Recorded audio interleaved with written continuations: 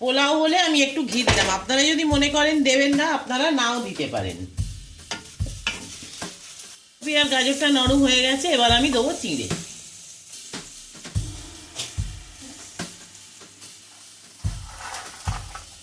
গাজর আর ফুলকপিটা দেওয়ার পর আমি বাদাম দিয়ে দিলাম, হয়ে গেছে। এবার আমি এটাকে নামিয়ে দিচ্ছি। আমি শুক্লা আপনাদের আজকে একটা বিকেলের নাস্তা দেখাচ্ছি। আপনারা তো অনেক রকম পোলাও খেয়েছেন, আজকে আমি এটা আপনারা অনেকেই জানেন, তবু আমি আমার মতন করে দেখাচ্ছি। চিঁড়ের পোলাও, এর জন্য লাগবে চিঁড়ে। দেখুন আমি চিঁড়েটাকে ধুয়ে থালায় জল ঝরাতে দিয়েছি, চিঁড়েটা ঝরঝরে হয়ে গেছে।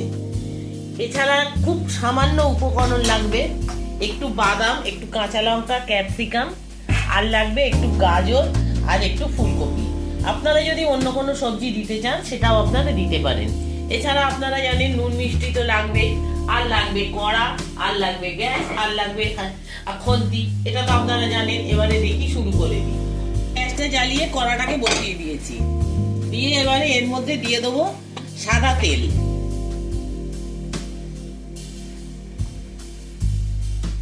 সাদা তেলটা একটু গরম হোক, হলে আমি একটু সাদা জিরে ফোড়ন দেবো।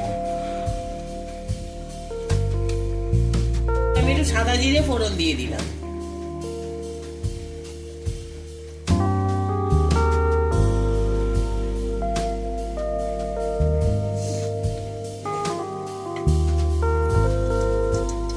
এটা দেওয়ার পর জিরেটা একটুখানি ফুটে গেলে আমি এর মধ্যে এই ফুলকপি আর গাজরটাকে আমি দিয়ে দেবো। ফুলকপি আর টমেটোটা দেওয়ার পরে এর মধ্যে আমি দিয়ে দিলাম বাদাম। গাজর আর ফুলকপিটা দেওয়ার পর আমি বাদাম দিয়ে দিলাম আর ক্যাপসিকাম দিয়ে দিলাম।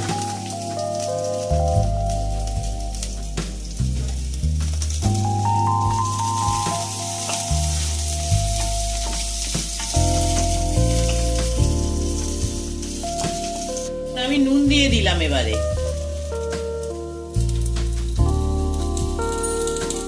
ফুলকপি গাজর এইগুলো সব নরম হয়ে গেছে, এইবারে আমি এর মধ্যে দিয়ে দেবো চিঁড়ে। আর গাজরটা নরম হয়ে গেছে, এবার আমি দেবো চিঁড়ে। এই চিঁড়েটা আমি পুরোটা দিয়ে দিচ্ছি।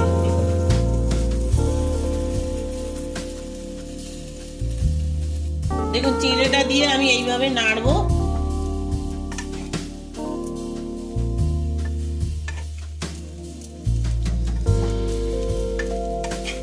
দেখুন আমি এর মধ্যে দিয়ে দেবো একটু ঘি। পোলাও হলে আমি একটু ঘি দিলাম, আপনারা যদি মনে করেন দেবেন না আপনারা নাও দিতে পারেন।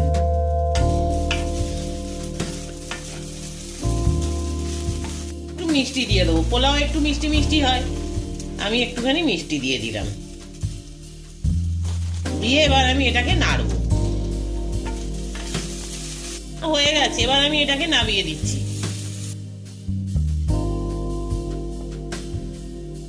পোলাওটা হয়ে গেছে, আমি দেখছি কিরকম টেস্ট হয়েছে।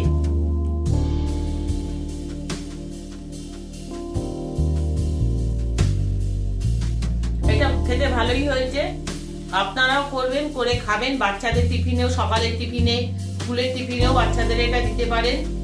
এটা একটা স্বাস্থ্যকর, এটা পেটও বাচ্চাদের অনেকক্ষণ ভরা থাকবে, দিতে পারেন। আর তাই আপনাদের বললাম, যদি এই রান্নাটা আপনাদের ভালো লাগে একটা লাইক করবেন, সাবস্ক্রাইব করবেন, কমেন্ট বক্সে অনেক কমেন্টস করবেন, আর প্রচুর মানুষের মধ্যে শেয়ার করে দেবেন। আর যেভাবে আমার পাশে আছেন সেইভাবে আমার পাশে থাকবেন, আমি যাতে আরো এগিয়ে যেতে পারি। আপনারা সবাই পাশে থাকা বেল আইকনটা টিপে দেবেন, পরবর্তী রান্নার ভিডিও নিয়ে আপনাদের কাছে আমি আবার পৌঁছে যাব। আপনারা সবাই ভালো থাকুন, সুস্থ থাকুন, এই আশা নিয়ে আমি ভিডিওটা শেষ করলাম।